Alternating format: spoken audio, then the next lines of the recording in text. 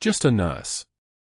That's what they called her in the hallways of Cedar Creek Medical, voices pitched low enough that she'd hear them but not so loud as to require acknowledgement.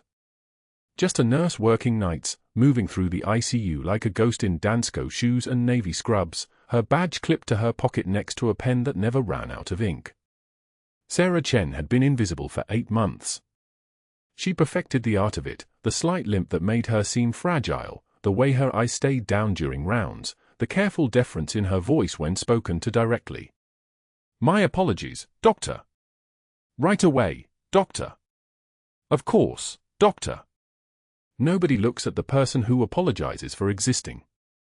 Cedar Creek Medical in Savannah smells like antiseptic and floor wax at 2 a.m., that particular blend that only hospital nights produce. The fluorescent lights hum above linoleum so polished it reflects the medication carts like mirrors, creating a world where nothing is hidden except the people pushed to its margins. Sarah moves through the ICU with the kind of efficiency that looks effortless, checking vitals on room 345, documenting on the computer in room 348, adjusting and 4 in room 347, the room that matters. The room that's the reason she's here. The room where Commander James Reeves lies unconscious, his chest rising and falling on mechanical rhythm, his face slack with the kind of blank confusion that comes from traumatic brain injury and the slow, brutal work of recovery. His chart reads like a battlefield report: multiple shrapnel wounds, pulmonary contusion, acute epidural hematoma, lucidity inconsistent. He wakes in fragments. Asks the same questions. Forgets the answers before the next shift change. She adjusts his fall with hands that don't shake, hands that have held worse things than needles and saline lines. Hands that once dragged a 200-pound Marine through enemy fire with rounds snapping past like angry hornets, that wrapped tourniquets around bleeding thighs, that performed emergency cricothyrotomy in a dust cloud so thick she couldn't see the patient she was saving, only felt him breathing again beneath her fingers. Those hands move now with the same certainty, checking the rate, verifying the date on the bag, making a note in the chart in her careful script. Nobody reads nurse notes. That's the thing Pierce doesn't understand yet. The beauty of documentation is that it's invisible. It's beneath the doctors, too tedious to examine unless something breaks. She's checking his pulse, radial, steady at 78, good capillary refill, when she sees it.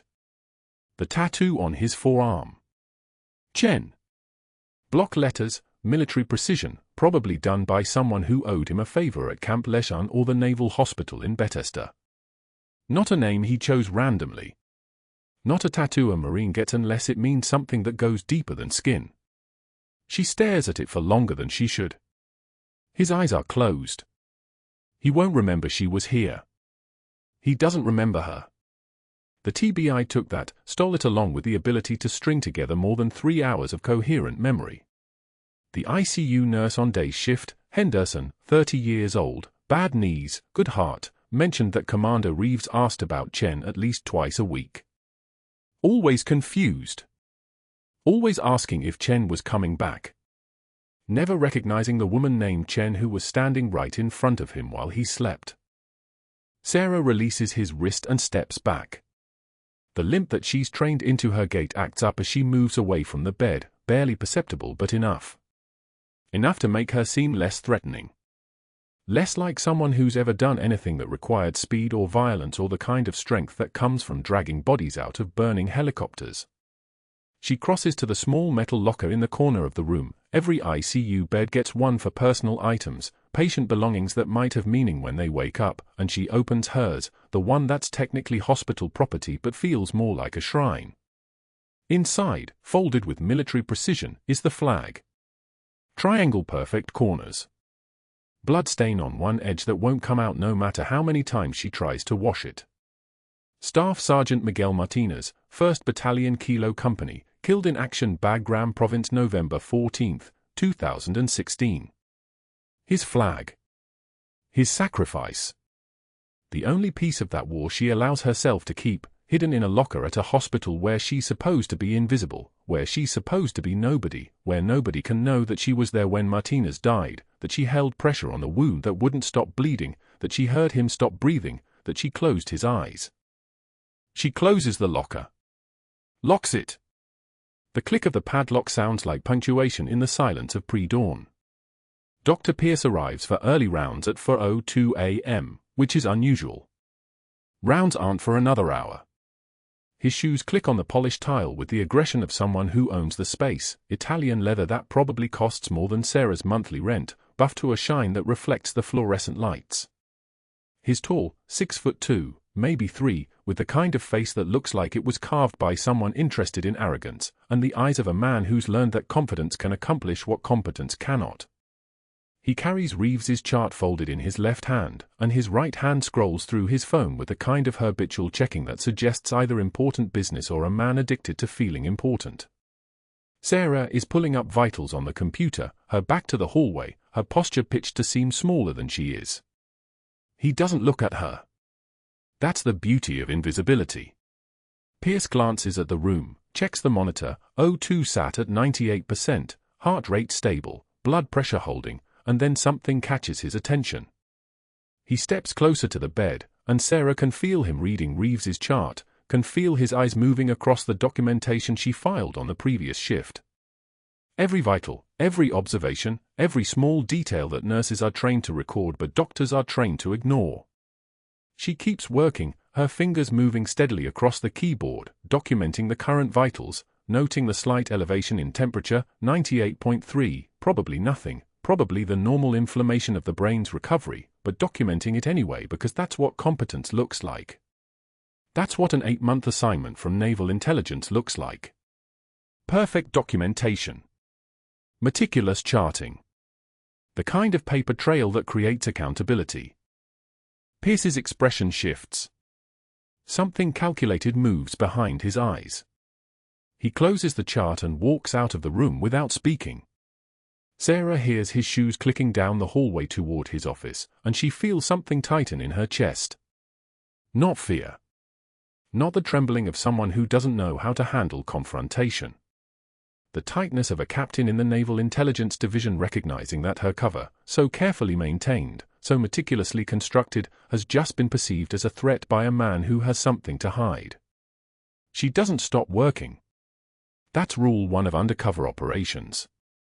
You never stop being what you're supposed to be, even after someone looks at you for the first time and sees that you might be more than you appear. She finishes documenting. She moves to room 345.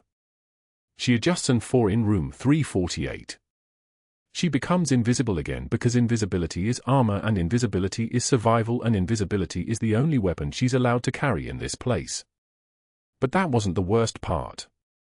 The worst part is what happens when a man like Pierce, powerful, connected, with a network of 15 physicians in his debt and a phantom billing scheme worth millions, realizes that the meticulous documentation being filed every single night might be building evidence. The worst part is when he stops seeing you as a ghost in scrubs and starts seeing you as a threat. The worst part is when he decides that invisible people can be erased. Sarah checks on Reeves one more time before her shift ends at 6 a.m., running her hand briefly across his forehead in a way that might look like routine patient care to anyone watching. She feels his forehead warm under her palm, notes the slight elevation in temperature more carefully this time, the sweat that shouldn't be there yet. Something's changing. Something in his body is beginning to fight back or fight harder or fight differently. She makes a note. Detailed, specific, documenting the exact time and the exact observation. 5:58 a.m. Patient showing early signs of possible infection or inflammatory response. Monitor closely. She doesn't know yet that this note, this single careful observation, will become the thing that Pierce tries to use against her. She doesn't know that within 72 hours he'll call it a nurse speculation and overreach of scope of practice and standing grand rounds with her chart in his hands while 14 other physicians nod along. She doesn't know that her own competence is about to become her prosecution. All she knows right now, stepping out of Cedar Creek Medical into the grey light of 6 a.m. Savannah, is that something just shifted in the careful architecture of her undercover placement. Something just changed in the way Pierce looked at Reeves's chart. And somewhere inside the hospital, in a locker locked with a combination she's the only one who knows, a folded flag sits waiting, a reminder that she's done harder things than survive a hostile work environment, that she's done the kind of things that required burying her real name, her real rank, her real life. She drives home in silence, thinking about Reeves, asking about Chen, thinking about the tattoo on his forearm, thinking about the fact that the man she saved doesn't know she saved him, that the mark he carries is the only part of her he can remember. The morning traffic moves around her like water around stone, and Sarah Chen, Captain Sarah Chen, Naval Intelligence Division, 3 tours of duty, 2 Purple Hearts, 1 folded flag in her locker, stays invisible until someone decides it's time to destroy her. Grand rounds began at 0800 in the conference room on the 3rd floor, where 20 medical students and residents filled every seat, lined the walls, and pressed against the doorframe like water behind a dam. Sarah stood at the back, her hands clasped behind her back, the fluorescent lights overhead humming their mechanical song. Dr. Pierce held Commander Reeves's chart in one hand like a prosecutor holding evidence at trial, his voice carrying the tone of a man about to make a point that everyone needed to hear. "This is what happens when nurses forget their place," Pierce announced, his gaze sweeping the room before landing on Sarah's face for exactly 1 second. Not long enough for discomfort. Long enough for intent. He opened the chart, his reading glasses perched on the bridge of his nose, and began reading aloud, patient's platelet count stable at 247,000. Coagulation factors within normal limits. Suggesting possible discharge criteria, review with physician. Pierce lowered the chart. Ms. Chen, our night shift nurse, seems to believe she attended medical school. These observational overreaches waste physician time. These notations border on practicing medicine without a license. The room exhaled in a single laugh, that awful synchronized sound of people who knew which way the wind was blowing and had decided to blow with it. Sarah's jaw tightened. The muscle along her right mandible contracted like wire beneath skin, visible for one moment, then controlled. Her hands remained clasped. Her face remained a photograph, present but absent, here but not here, the mask she had learned to wear in Helmand Province when survival meant becoming invisible even in plain sight. Florence Nightingale, Pierce continued, warming to his performance now, the way bullies do when they sense blood in the water. That's what I'm calling this level of creative charting. Florence would be so proud. More laughter. Smaller this time. Someone in the back row wasn't smiling. One of the residents, young, maybe her age, female, had her eyes fixed on her notebook instead of on Sarah's face. That small mercy cost Sarah nothing to note. She noted everything. That was the job. That was always the job. Pierce closed the chart with a snap that echoed off the tile floor. The takeaway here, people, is scope of practice. Know your lane. Stay in it. His eyes found Sarah again. Some of us are better suited to supportive roles than diagnostic ones. It's not a character flaw. It's just reality. Sarah nodded once. A single dip of the chin. Military protocol for acknowledgement when speaking would be insubordination. Pierce smiled at that nod, a genuine smile, the kind a hunter gives after a successful shot. The crowd dispersed like water finding new paths. Students filed out, residents gathered their tablets, the room emptied from back to front until only Pierce remained, already focused on his phone, already finished with the moment because the moment had served its purpose. Sarah turned and walked into the hallway where the air smelled of antiseptic and something else underneath it, the bitter copper smell of old blood never quite cleaned from the walls, though everyone else seemed to forget it was there. But that wasn't the worst part. The worst part came 4 hours later at the vending machine alcove near the break room, where Sarah had learned long ago that hunger was just another form of weakness that didn't serve the mission. She needed the calories. Muscle-burned calories. Her hands needed steady. Her mind needed fuel. The granola bar cost 65 cents. She inserted 75 cents in quarters, each coin metallic and cold against her fingertips. The machine hummed, rejected the money twice, accepted it the 3rd time. The little metal spiral turned, and the bar fell. Maybe stick to emptying bedpans, Florence. That's more your speed. Pierce's voice came from behind her, loud enough for the cluster of residents gathered by the coffee station to hear it clearly. Loud enough that it wasn't directed at her, it was directed at them, at the entire structure of the room, establishing hierarchy and confirming what everyone already suspected, that Sarah Chen was not a peer. That she was something to be managed. That she could be diminished with a single statement made in front of witnesses, and no one would look away or object. A resident snickered. It was the sound that landed deepest, not Pierce's voice but that small laugh, the sound of permission, the sound of agreement, the sound of someone deciding that it was safer to laugh along than to stay silent. Sarah retrieved her granola bar from the dispensing slot. The wrapper crinkled in her hand. She did not turn around.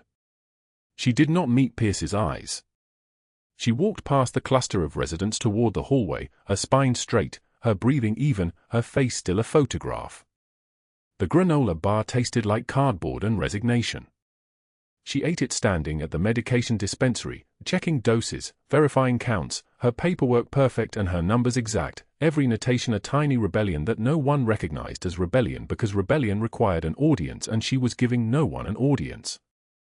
The chocolate chips in the granola bar were individual points of sweetness that came and went too fast, and she counted them out of habit, out of the disciplined need to know the exact parameters of any physical space she occupied. By shift change, the disciplinary paperwork was waiting on the nurse's station like a cobra coiled and ready. Sarah saw it before she reached the counter, a manila folder positioned at the exact center of the desk, impossible to miss, impossible to ignore. Pierce materialized beside her the way he always did, the way predators move through spaces without announcement. Medication count discrepancies in the narcotic log, he said, his voice conversational now, almost friendly, which was worse than anger because anger had patterns and could be calculated. Unauthorized protocol deviations. One more incident and security will escort you out personally. Sarah opened the folder. The papers inside were neat and typed. Someone had taken time with the formatting. The accusations were specific: 2 milligrams unaccounted for on Tuesday, 1 milligram on Thursday, protocol deviation in documentation on Monday, Friday, and Wednesday. The dates were wrong. The counts were wrong. Every single number was a lie, and Pierce knew she knew, and she knew that he knew that she knew, which meant this wasn't about medication at all. This was about the billing scheme. This was about the phantom consultations. This was about an audit trail her perfect documentation was creating, a clear record of services never rendered, consultations that existed only in billing codes and insurance claims. 15 physicians billing for consultations they never attended. Hundreds of thousands of dollars siphoned from federal military health insurance for patients like Commander Reeves who came through Cedar Creek Medical with Pentagon funding codes attached to their files like targets. Do you understand me? Pierce leaned closer, his breath acidic with coffee, his presence occupying space like water filling an empty glass. The cologne he wore smelled like money and confidence, something expensive from a name-brand house, the kind of scent that announced status to everyone in a 5-foot radius. Sarah's knuckles whitened against the edge of the nurse's station counter. Her fingers gripped the edge like she was holding an invisible rope over an invisible cliff. The pressure built in her chest, not fear, not anger, something deeper and older than both, something that lived in her hands and her spine and the scar tissue underneath her uniform from a shrapnel wound in Kandahar that healed wrong but never hurt again because nerve damage was the mercy of trauma. Yes, doctor, she said. Her voice was level. Training made it level.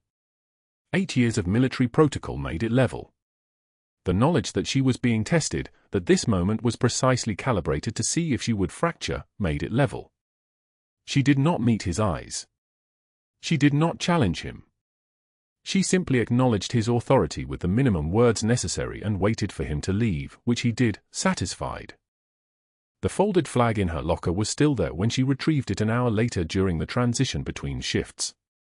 She pulled the locker door open, and there it was, a small square of fabric, Marine Corps colors, folded with the precision of military ceremony, containing the remains of Corporal Luis Hernandez, who had died during the same firefight where she had carried Commander Reeves to the evacuation chopper, whose name she had whispered to his unconscious form because someone needed to remember him and the helicopters were too loud for anyone else to hear.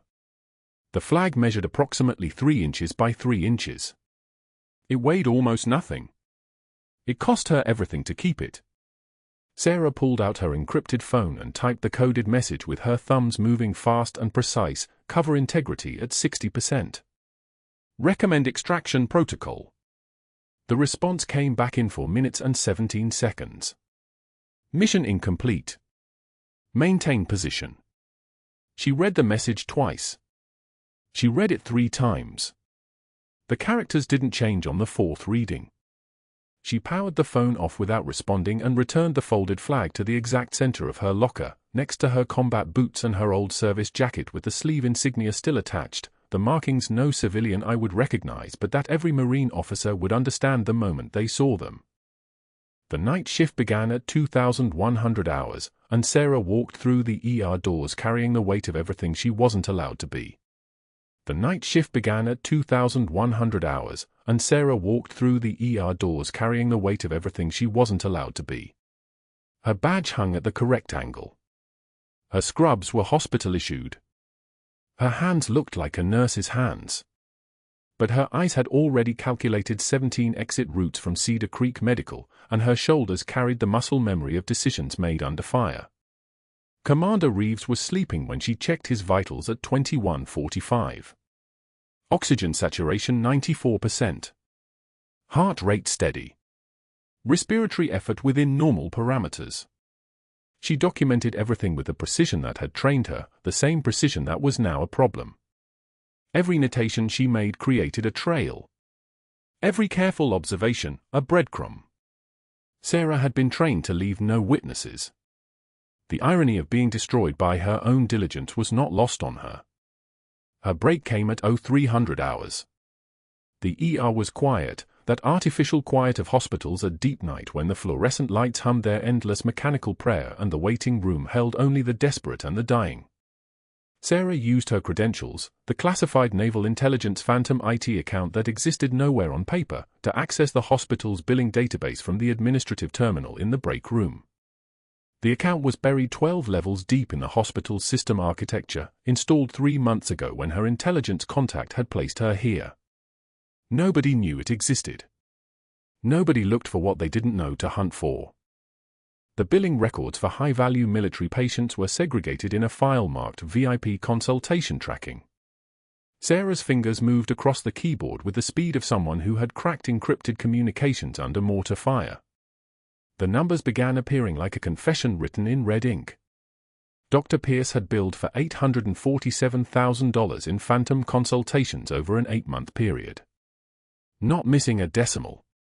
Not approximate. Exact. Each charge corresponded to a day Commander Reeves spent at Cedar Creek Medical.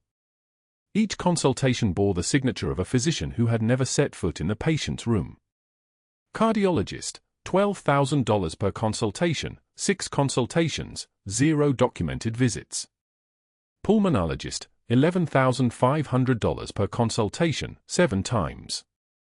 Infectious disease specialist, neurology, 2 surgeons, 3 internists, oncology, nephrology, psychiatry, radiology, orthopedics, ENT.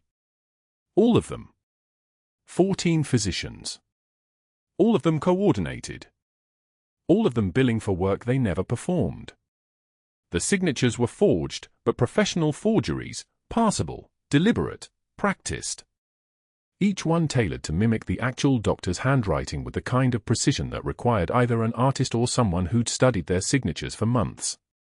Sarah suspected Pierce had done both. This wasn't a crime of passion or desperation. This was infrastructure. This was a system.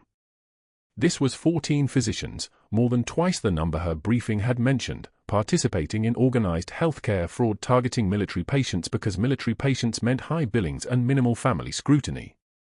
She photographed 17 pages of billing records with the encrypted camera built into her watch. Each image downloaded directly to a classified Pentagon server that didn't appear on any hospital network.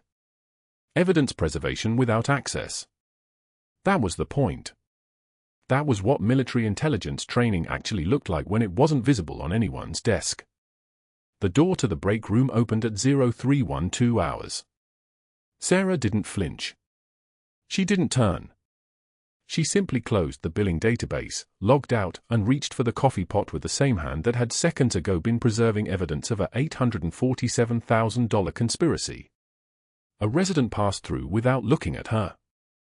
Just another nurse on night shift. Just another invisible person in scrubs. But that wasn't the worst part. The worst part arrived at 0715 hours when an all-hands email circulated to the hospital's medical staff.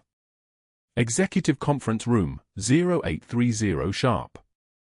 Mandatory attendance. No exceptions. The email came from Dr. Pierce's administrative assistant, but everyone knew who was calling the meeting.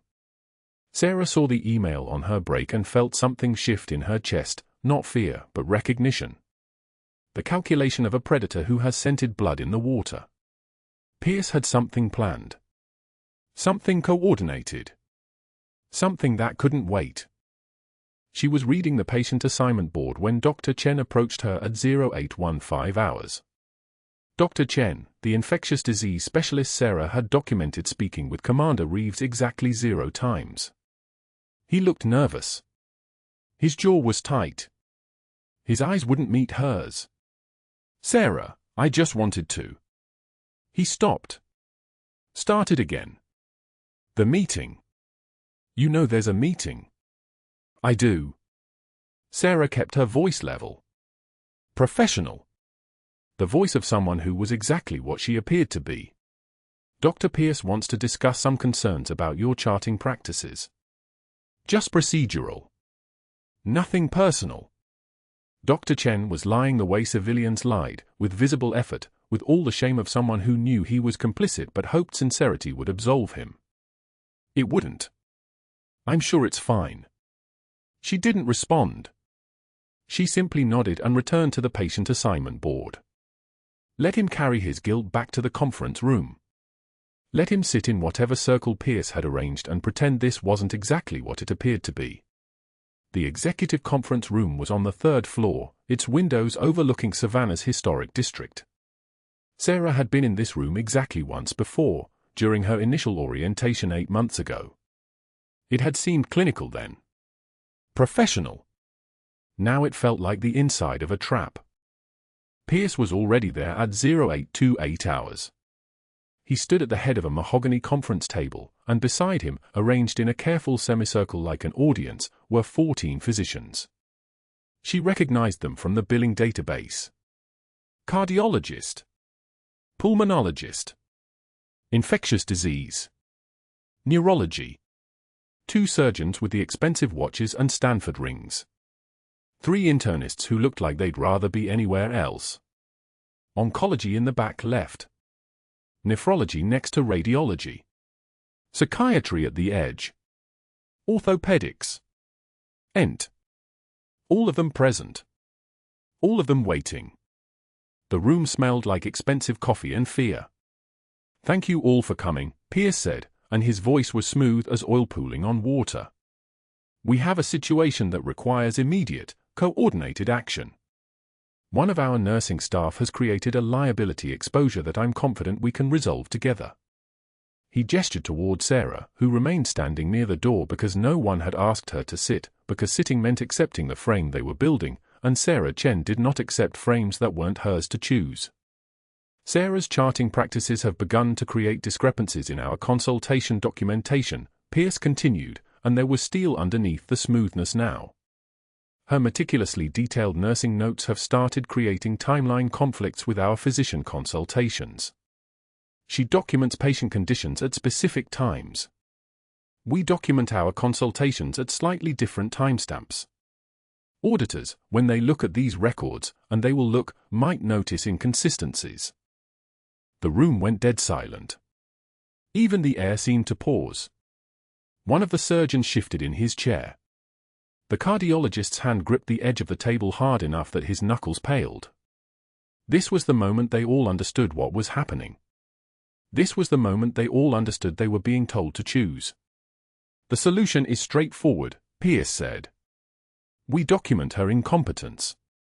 We create a record that shows Sarah's charting is unreliable, that her communication patterns are a safety risk, that her clinical judgment is questionable. Each of you will file formal complaints in your respective departments noting communication failures or protocol violations. You'll cite her documented observations as being inconsistent with clinical standards. By the time we're finished, her termination will look like a patient safety decision, not like we're covering anything up. He let that hang in the air like a question nobody wanted to answer. This protects all of us, Pierce said softly. It protects the hospital. It protects your practices. It protects your board certifications. The alternative is that an audit finds inconsistencies, questions emerge, federal investigators arrive, and suddenly everyone in this room has explaining to do. The pulmonologist cleared his throat. How long do we have? The quarterly billing audit is in 9 weeks, Pierce said. We need her gone in 6. Before the audit even begins. By then, her termination will be ancient history. Nobody connects a terminated nurse to a billing irregularity that was already resolved. Sarah's jaw didn't clench. Her hands didn't tremble.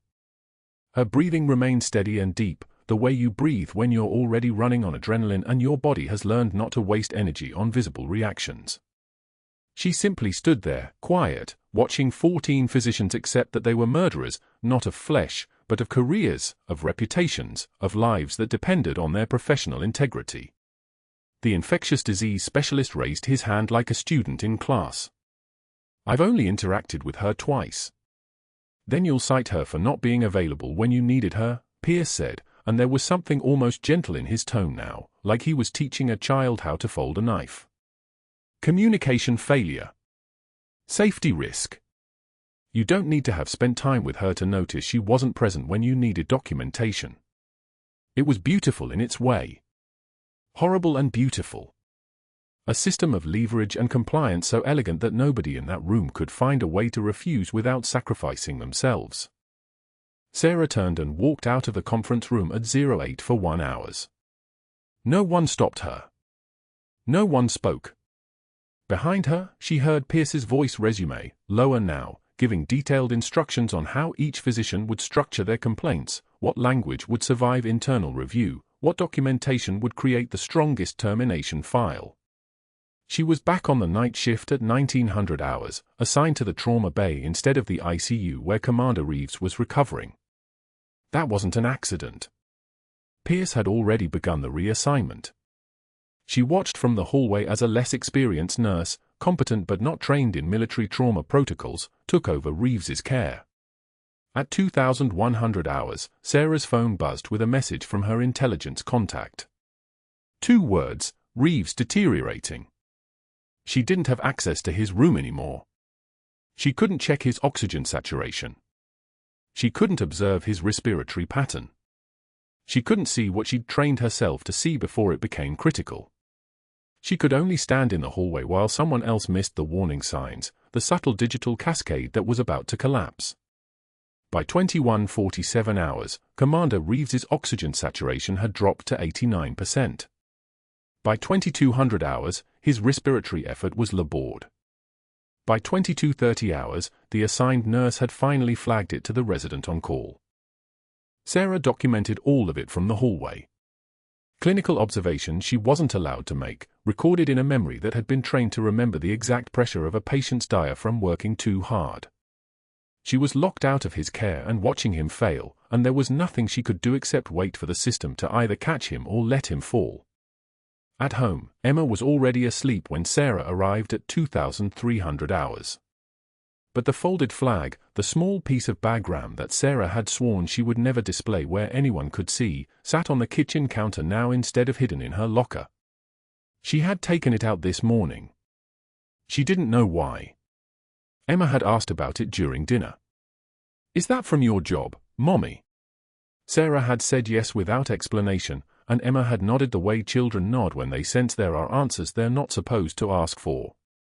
Sarah sat at the kitchen table with the flag in her hands and felt something very close to failure settling into her shoulders. 8 months of invisible work. 8 months of maintaining cover. 8 months of watching, documenting, protecting. And in 6 weeks, none of it would matter because she wouldn't be here to finish the mission. The system was moving now. The machinery that Pierce had built was grinding forward. 14 physicians coordinated.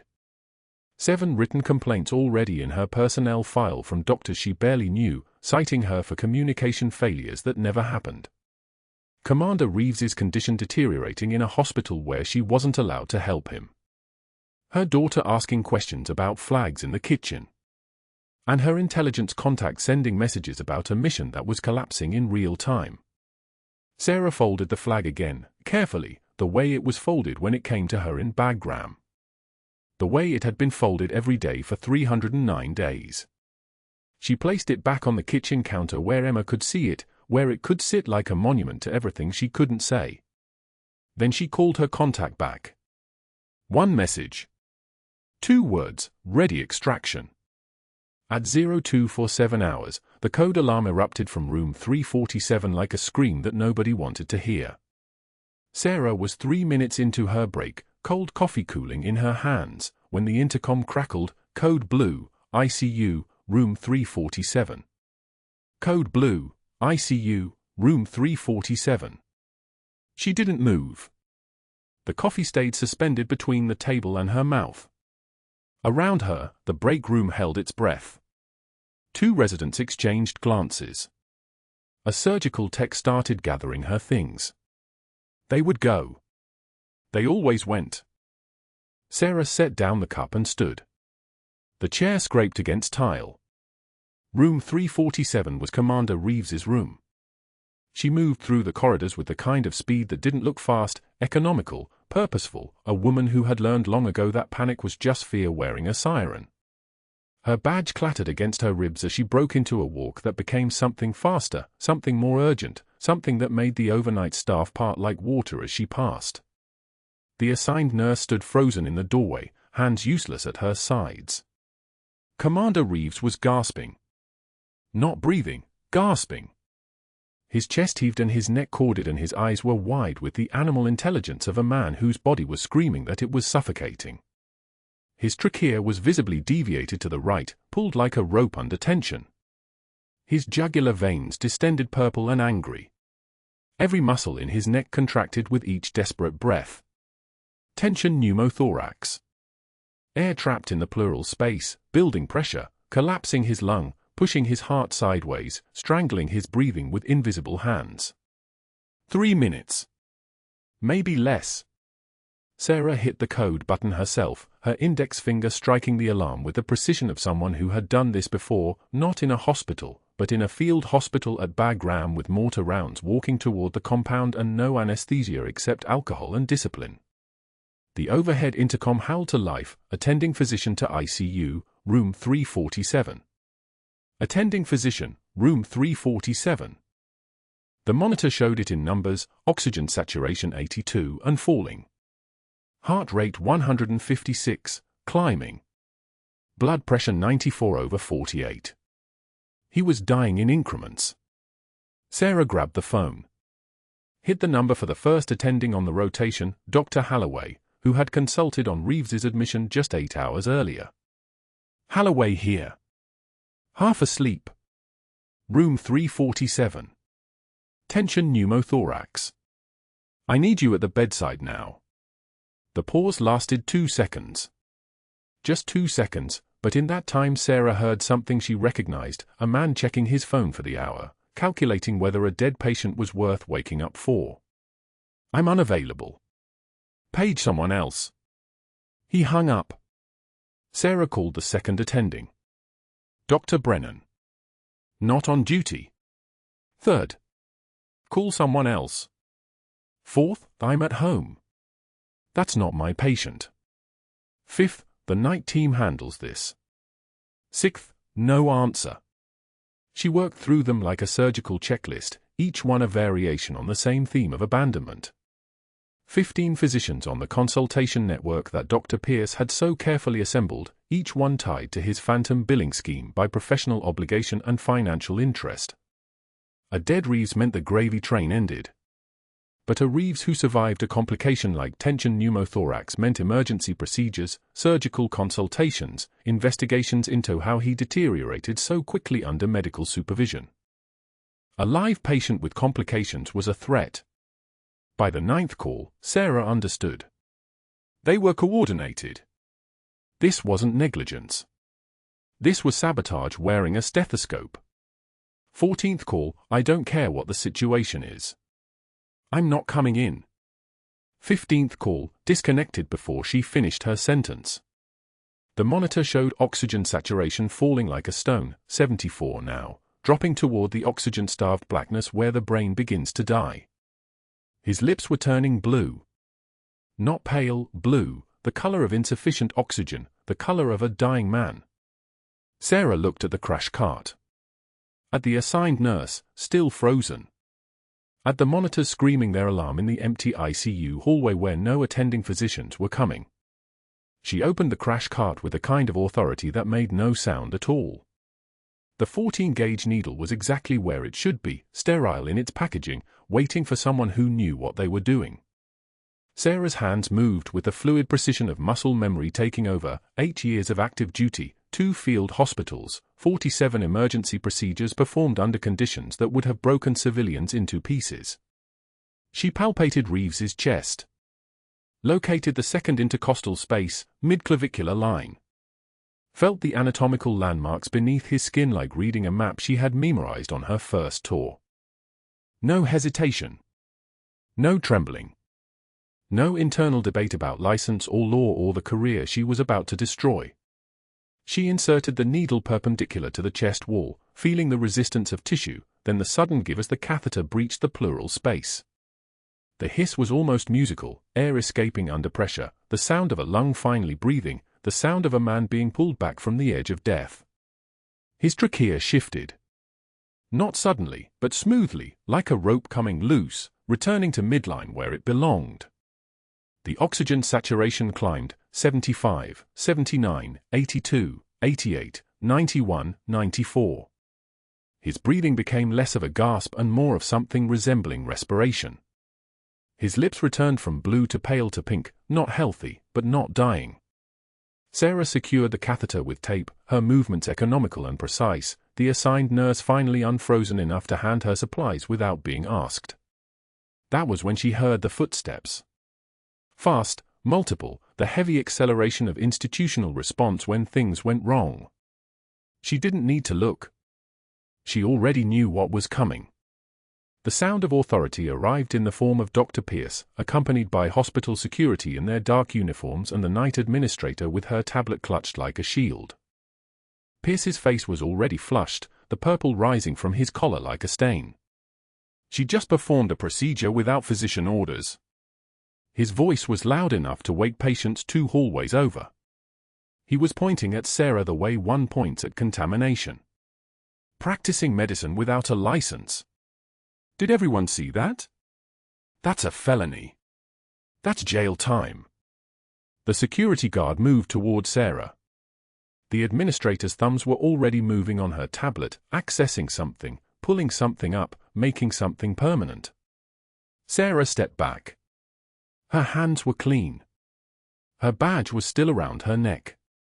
Commander Reeves was breathing. Pierce was screaming into his phone, I need the board chairman at home now. This is an emergency. My RN just violated her scope of practice. She performed needle decompression without physician authorization. A pause while he listened, his face growing darker. I don't care what time it is. This woman needs to be terminated immediately and I have 15 witnesses that she just committed a crime. 15. He had counted them.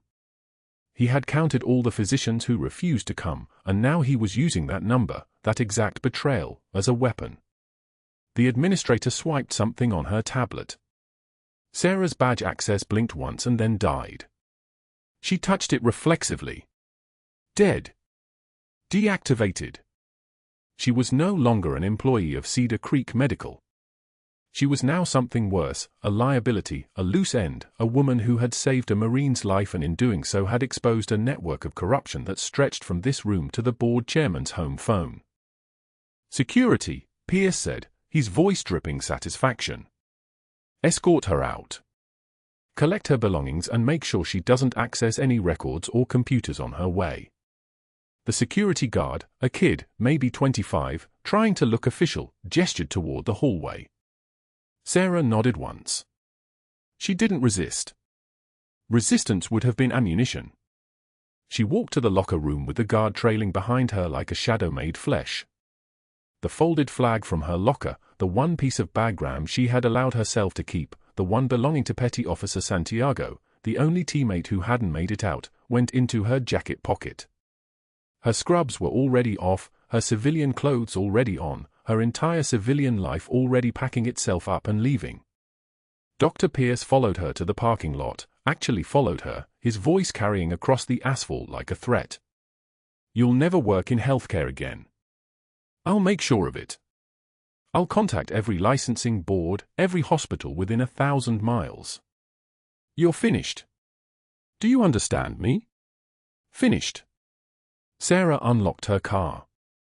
The night was dark and the parking lot was mostly empty and there were no witnesses to what she was leaving behind. She sat in the driver's seat for almost 20 minutes before she started the engine. Her hands gripped the wheel at 10 and 2. Her jaw was clenched tight enough to break teeth. The mission was over. 8 months of intelligence surveillance, 8 months of maintaining her cover as an invisible night shift nurse, 8 months of documenting Pierce's fraudulent billing scheme while caring for wounded Marines, all of it dissolved because saving one man's life required exposing skills that no civilian nurse should possess. She called her handler using the encrypted phone that looked like a burner but wasn't. Compromise. Mission integrity failed. Status on the asset. Stable. Trachea midline. O2 sat at 94 and holding. A pause. "Then, you did your job, Captain. Come in." Sarah drove home as dawn broke over Savannah, the sky bleeding from black to grey to a pink that looked like an apology for something that couldn't be fixed. Emma found her at the kitchen table 3 hours later, still in the scrub she'd worn out of Cedar Creek Medical, still sitting in the same position, tears finally falling in the way that soldiers learn to cry, silently, without moving, as if grief was just another tactical situation that required composure. Her 8-year-old daughter stood in the doorway in her school uniform, lunchbox in hand, backpack already strapped, ready for a normal morning that wasn't going to happen. "Mommy." Emma's voice was small and confused. "Why are you home when the sun is up?" Sarah had no answer that wouldn't reveal everything. She opened her arms instead. But that wasn't the worst part. 2 days later, routine personnel background refresh at Cedar Creek Medical flagged a classified security clearance attached to the name Sarah Chen during its automated quarterly check. That flag triggered automatic Pentagon notification per federal protocol. Sarah returned to the hospital to collect her final paycheck at 1,400 hours and found Marine Dress Blue standing in the ICU hallway. For Marines in formation. Perfect posture. Faces forward. Eyes front. Commander Reeves sat upright in his hospital bed for the first time in 6 weeks, lucid, alert, his eyes tracking movement with the precision of a man whose brain had finally healed. His fur still ran but his breathing was unassisted. When she approached his bed, he whispered one word like a prayer, like recognition, like a name he'd been reaching for in the darkness. "Valkyrie." Pierce's face drained of color the moment he saw her in dress blues. The moment he realized what Valkyrie meant. What it had always meant. His hands moved on their own, muscle memory from 20 years of covering tracks, and he walked, then ran, back through the ICU corridor toward his office on the administrative wing. His shoes echoed against tile like a countdown. He didn't speak to anyone. He didn't need to. The other 14 physicians in his network were already getting phone calls. Subpoena warnings. The cardiologist was already lawyering up. The infectious disease specialist had already started drafting a statement blaming everything on Pierce. They could smell the collapse coming, and they were running too. But Pierce had something the others didn't: access to the hospital security system.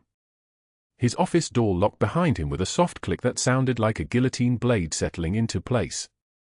His hands trembled as he typed his credentials into the hospital's server, the same hands that had signed phantom consultation billings, the same hands that had coached 15 physicians to abandon a dying patient for profit. The security footage existed. All of it. The executive conference room meeting where he'd orchestrated the coordinated refusal to answer emergency calls. The timestamps showing none of them had actually examined Commander Reeves during the pneumothorax emergency. The phantom consultations billed to insurance companies at $2,847 per session for doctors who'd never entered his room. Everything documented. Everything timestamped. Everything about to be subpoenaed by federal investigators who were already on their way. Pierce's fingers flew across the keyboard. Delete. Delete. Delete. The files cascaded into the trash folder like bodies into a pit. 20 minutes of footage. 30 minutes. 45. His shirt was soaked through now, armpits dark as oil stains, and his breathing came in short gasps that sounded like a man drowning in air. He didn't hear the footsteps in the hallway outside. He didn't see the shadow moving past his office window. Marcus Webb, the IT director, a former Navy corpsman who'd served 2 tours as a combat medic, had been watching Pierce's login activity for exactly 31 minutes. Webb had seen the unusual access patterns at 0319 hours. He'd seen the rapid file deletions. He'd seen a man trying to erase evidence, and he'd responded the way a man with a classified security clearance responds to obstruction of justice. He'd activated the backup protocol. While Pierce deleted from the main server, Webb captured every deletion attempt on a separate hard drive he'd plugged into the network administrator's port, the one only 3 people in the hospital knew about. The original footage remained intact on Webb's secured device. Untouchable. Preserved. A full chain of custody with timestamp verification that would hold up in federal court. Pierce was sitting in his office chair, breathing like he'd just run a marathon, when Webb walked past his door without stopping. Webb didn't even look at him. Webb just went back to his office on the IT floor, closed his door, and sent the files, all of them, the complete unedited originals, to 3 places simultaneously: Naval Intelligence headquarters in Washington, the hospital board chairman's private email, and the FBI's Healthcare Fraud Division tip line. The first federal agents arrived at Cedar Creek Medical at 08 for 7 hours. They came through the main entrance quietly, 2 women in dark suits carrying briefcases and the kind of calm that comes from having already won. They moved to the administrator's office and began making phone calls. Simultaneous. Coordinated. Surgical. Subpoenas were issued to the home addresses of all 15 physicians in Pierce's network: cardiologists, internists, pulmonologists, trauma surgeons, all of them receiving official legal documents before breakfast. 3 of them immediately hired criminal defense attorneys. 5 tried to claim ignorance; they'd simply not answered their pages during the emergency. The cardiologist made a fatal mistake. He called Pierce to warn him, and federal investigators who were already monitoring his phone picked up the entire conversation. Pierce saying it was all authorized. The cardiologist saying he wanted immunity. The cardiologist, 48 hours later, offering to testify against everyone if it meant avoiding prison time. The board chairman, Pierce's college roommate of 30 years, the man who'd hired him, protected him, vouched for him at every credential review, resigned his position before the emergency board meeting even began. A handwritten letter to the federal investigators.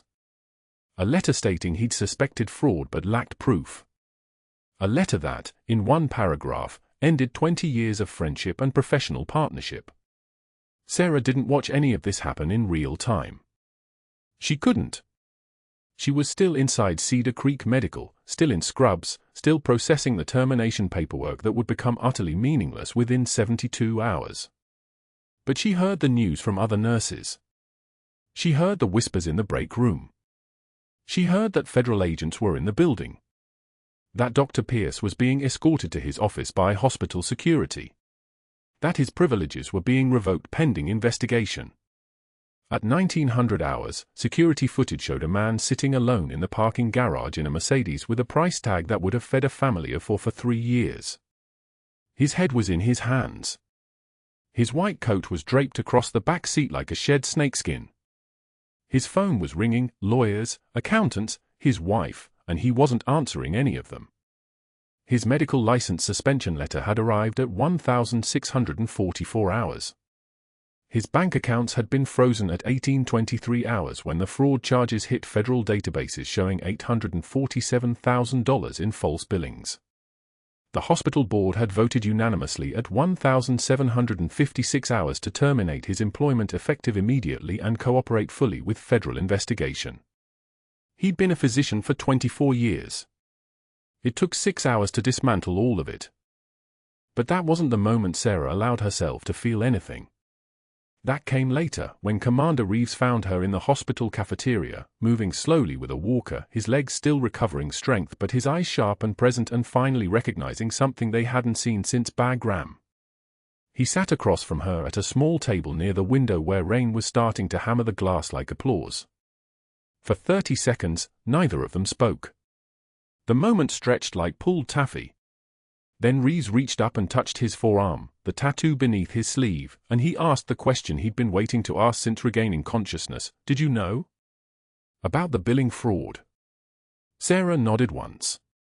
Her hands were steady. They were always steady. Intelligence flagged the pattern. 3 Marines admitted with treatable injuries. All deteriorated rapidly. Care withheld. Triage delays. Referral denials. You were supposed to be number 4. Reeves stared at his arm. At the name tattooed there. You saved me twice. Sarah's jaw tightened slightly, the only visible response she allowed herself. But her voice, when she spoke, carried the weight of 8 months of invisible work. Martinez didn't make it to the chopper. I wasn't going to lose you too. Reeves reached across the table and didn't touch her hand, but his presence was a salute. Thank you, Captain. The rank. He'd remembered the rank, buried in his damaged brain somewhere beneath the trauma and the medication and the fog of recovery. Sarah stood and walked back to the nursing station, and no one who passed her in the hallway would have known that she was walking toward the end of her undercover placement, toward the beginning of whatever came next, toward a mission that had cost her everything except the one thing that mattered, a man who'd survived because she refused to let him become another statistic. 6 months later, the federal courthouse in Savannah stood gray and imposing against an autumn sky.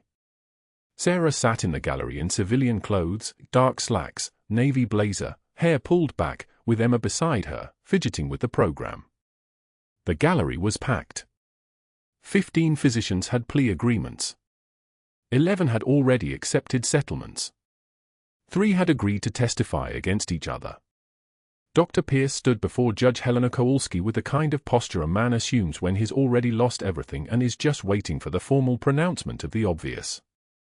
His attorney, a woman with tired eyes and a briefcase full of negotiated immunity requests, stood beside him without touching him.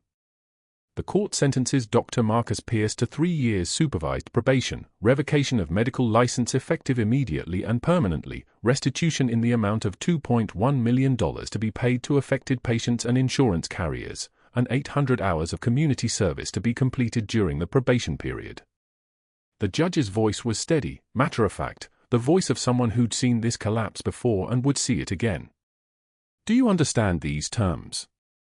Pierce nodded. His lawyer nodded. The bailiff didn't move. Sarah's hands folded in her lap.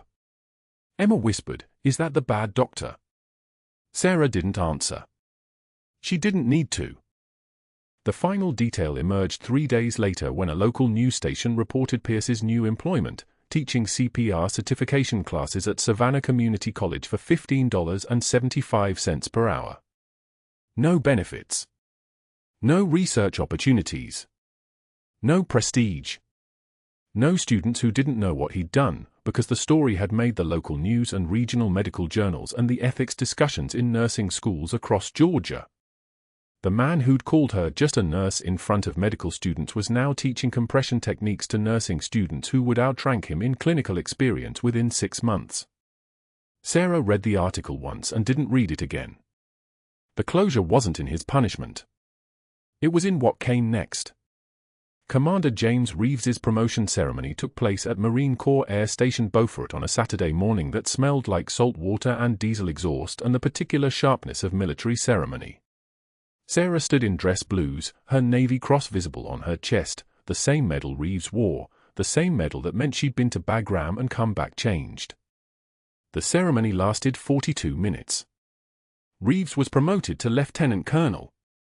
His new assignment was military liaison to the Defense Intelligence Agency. He shook hands with colonels and generals and senior enlisted advisors whose combined rank equaled a small nation's military force.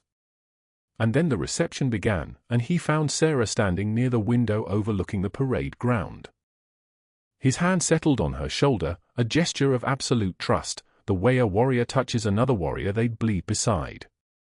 "I'm told you're returning to active duty," he said quietly, for her alone. Sarah nodded. "Germany. Landstuhl Regional Medical Center. Same work. Different theater." Reeves smiled slightly. "Different patients, same impossible odds." Emma tugged on Sarah's uniform sleeve, and Sarah knelt to her daughter's eye level. The folded flag from Martinez's locker was still in Sarah's jacket pocket, just as it had been every single day. Emma had seen it once, 6 months ago, and asked what it meant. Sarah had told her it meant a promise kept. Now Emma asked, her 8-year-old voice cutting through the sophistication of the ceremony around them, "Will you have to hide again?" Sarah's hands found her daughter's shoulders. "Sometimes. But now you know why. Not someday. Now." The final moment came at Beaufort National Cemetery, where Martinez's grave lay beneath a white marble headstone and the names of 17 other Marines who'd served and died in the same theater. Sarah placed the folded flag at the base of the stone. Reeves stood beside her, not touching her, not speaking, just present. Just bearing witness. "He'd be proud," Reeves said finally. Sarah's jaw tightened, that small muscular twitch that was her only concession to grief. "Power is not a title," she said quietly, "more to Martinez than to Reeves, more to the memory of Bagram and the weight of 8 months invisible and the price of missions no one would ever know about. Power is the ability to help." She saluted the headstone. A formal Marine salute. Fist to chest. Arm extended. Pure ceremony. Pure respect. Then she turned and walked back toward the parking lot where Emma waited by the car, holding her mother's service cap in both hands like she was holding something that mattered. Something that had always mattered. Something that finally, everyone would know. If you haven't subscribed to this channel yet, now's the time, because these stories don't end here.